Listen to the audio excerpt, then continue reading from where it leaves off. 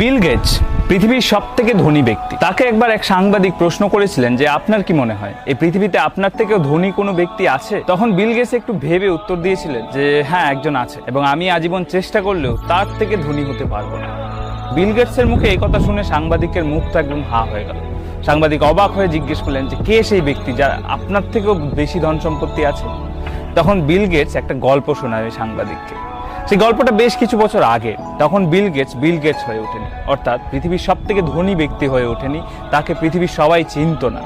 তখন সে একজন সাধারণ বিজনেসম্যান, এবং সে কোথাও একটা ট্রাভেল করতে গিয়ে নিউ ইয়র্ক এয়ারপোর্টের সামনে এক খবরের কাগজ বিক্রেতাকে দেখেন, এবং খবরের কাগজ বিক্রেতাকে দেখে তিনি এগিয়ে যান একটা খবরের কাগজ কিনবেন বলে। গিয়ে একটা খবরের কাগজ হাতে নেন। হাতে নিয়ে যখন টাকা দিতে যাবেন, সেই মুহূর্তে বিল গেটস লক্ষ্য করেন যে তার পকেটে খুচরো পয়সা নেই। ভাবা যায় বিল গেটসের কাছে পয়সা নেই।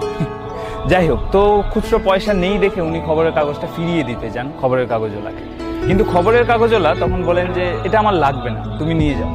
বলছে না না, আমার কাছে পয়সা নেই। বললো ঠিক আছে, পয়সা লাগবে না, এটা আমার তরফ থেকে তোমার গিফট, তুমি নিয়ে। তো বিল গেটস প্রথমে রাজি না হলেও পরে ওই খবরের কাগজটা নিয়ে নেয়, এবং উনি ওনার ফ্লাইট ধরার জন্য এয়ারপোর্টে ঢুকে যায়। তার বেশ কিছু বছর পর কোইন্সিডেন্টলি আরও একবার নিউ ইয়র্ক এয়ারপোর্টের সামনে বিল গেটস ওই খবরের কাগজ বিক্রেতাকে দেখতে পায়, এবং দেখতে পেয়ে এগিয়ে যায় আরও একটা খবরের কাগজ কিনবে বলে। কিন্তু এবারও খবরের কাগজটা হাতে নিয়ে কোইন্সিডেন্টলি হাত দিয়ে দেখে পকেটে এনাফ পয়সা নেই।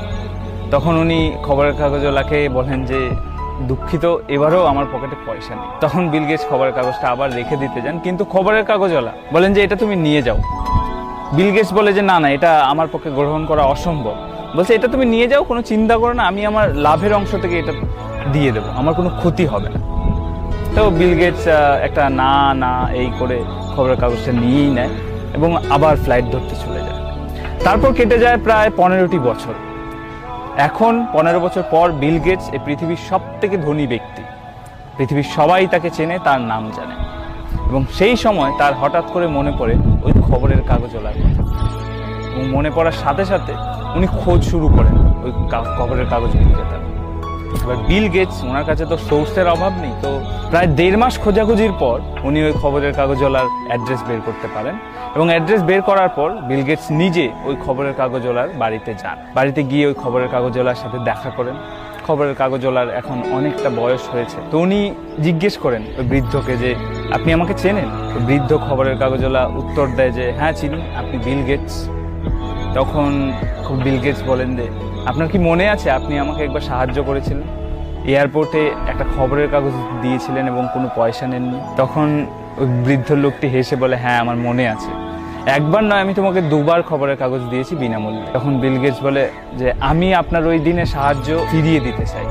তখন ওই বুড়ো লোকটি হেসে ফেলে, সে বলে যে তুমি কি ভাবছো, আমি সেদিন তোমাকে যে সাহায্যটা করেছিলাম আর আজ তুমি এখানে এসে আমাকে যে সাহায্যটা করবে সেটা কি সমান? বিল গেটস বলল কেন নয়? তখন ওই ব্যক্তিটি বলেন যে সমান হতে পারে না, কারণ আমি তোমাকে সেদিন যখন সাহায্য করেছিলাম তখন আমার কাছে দেওয়ার মতো কিছু ছিল না, আমি তখনও দরিদ্রই ছিলাম। কিন্তু এখন তুমি যখন আমাকে সাহায্য করতে এসছো, তুমি এই পৃথিবীর সব থেকে ধনী ব্যক্তি, তোমার কাছে সমস্ত কিছু আছে দেওয়ার মতো, এটা কখনোই সমান হতে পারে না। সেদিন বিল গেটস বুঝেছিলেন যে এই পৃথিবীতে শুধু টাকা থাকলেই ধনী হওয়া যায় না, বরং সত্যিকারের ধনী ব্যক্তি সেই যার কাছে কিছু না থাকা সত্ত্বেও নিজের সামর্থ্য অনুযায়ী মানুষকে সাহায্য করে, মানুষকে বিলিয়ে দেয়।